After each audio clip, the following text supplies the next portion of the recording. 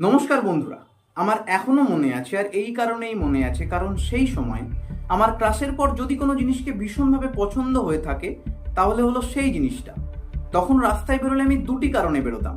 এক হয় আমার ক্লাসের দেখা পাবো, আর তা না হলে আমি সেই জিনিসটার দেখা পাবো। কোন জিনিসটা?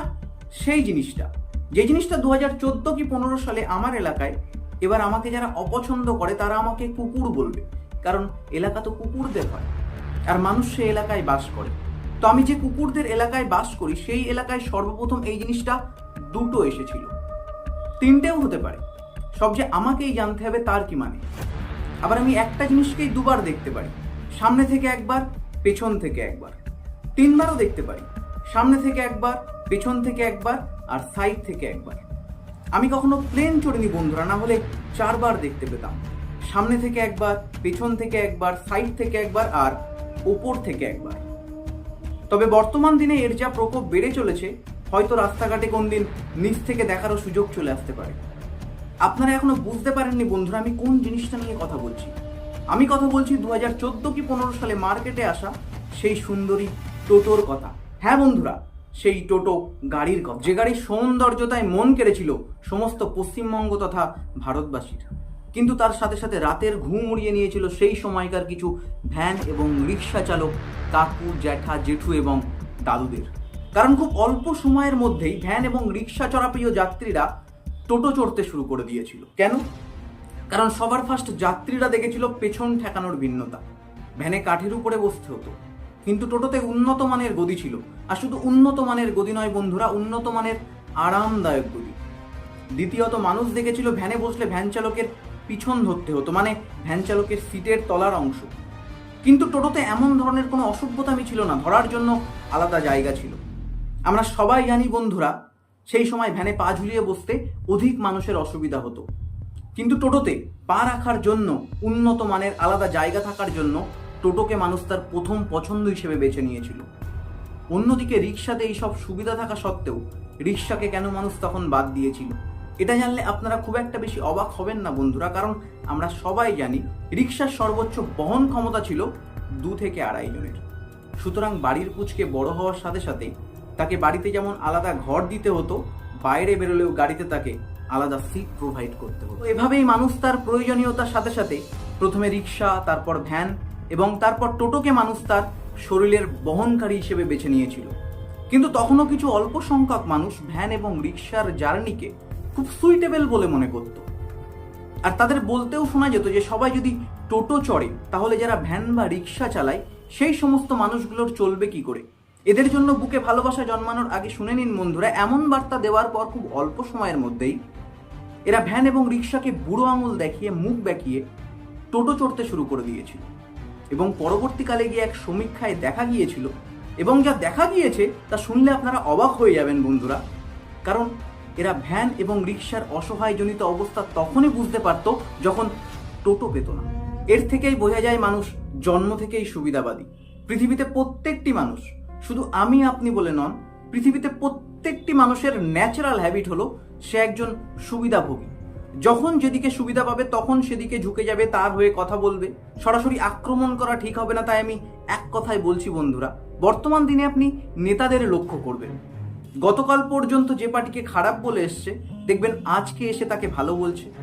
আবার আজকে যাকে খারাপ বলছে, দেখবেন গতকাল পর্যন্ত সেই পার্টিকেই তারা ভালো বলে এসেছে।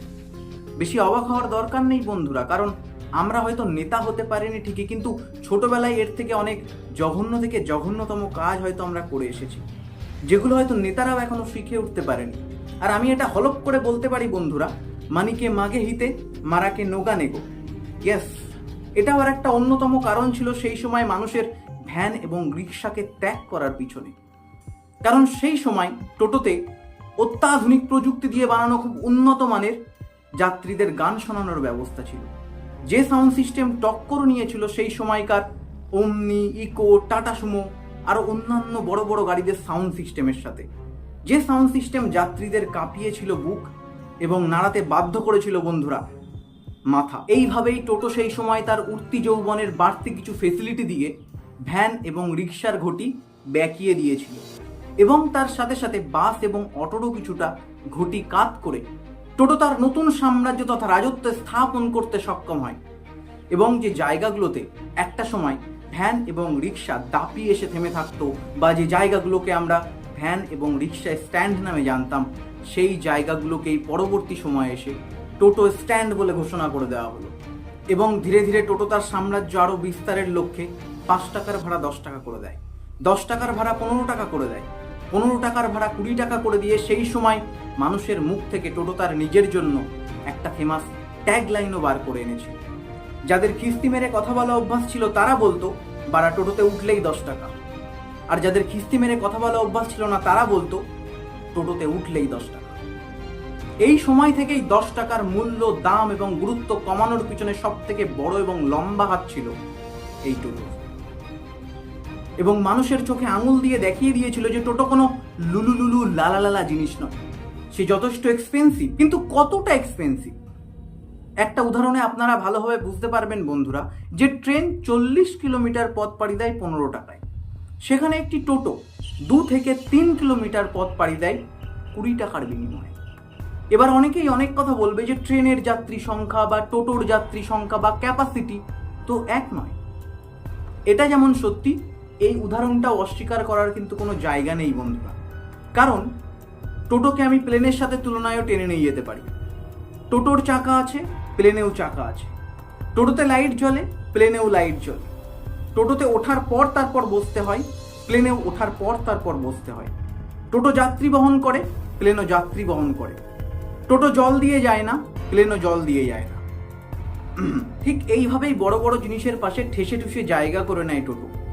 এবং বর্তমান দিনে কিছু প্রজন্মের ভবিষ্যৎ হয়েও দাঁড়িয়েছে এই টোটো।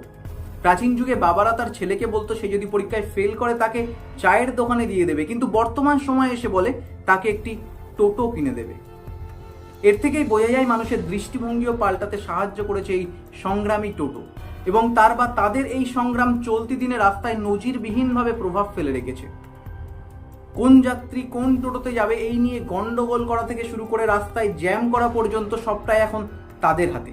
এভাবে আপনি আরো ভালো বুঝতে পারবেন। মনে করুন আপনি একটি এ নামক এলাকা থেকে বি নামক এলাকায় গেলেন, সেখান থেকে ফেরার সময় আপনি একটি কোনো রানিং টোটোতে চড়ে বসলেন। দেখবেন মুহূর্তের মধ্যেই কয়েকজন টোটো অফিসার এসে আপনাকে নেমে আসতে বলবে, কারণ ওই টোটোটি সি নামক এলাকা থেকে বি নামক এলাকায় ঢুকে পড়েছে। তাই সে বি নামক এলাকার কোনো ক্লায়েন্টকেই নিয়ে যেতে পারবে না, কেননা বি নামক এলাকায় ACDEFIJKLMNOP QRSTUVWX এবং YZ যে কোনো এলাকা থেকে এই ক্লায়েন্ট আসুক না কেন, একমাত্র বি নামক এলাকার টোটো অফিসাররাই থাকবে সেই সমস্ত ক্লায়েন্টদের সুস্থ স্বাভাবিকভাবে সমস্ত এলাকায় কন্ট্রিবিউট করে দেওয়ার জন্য।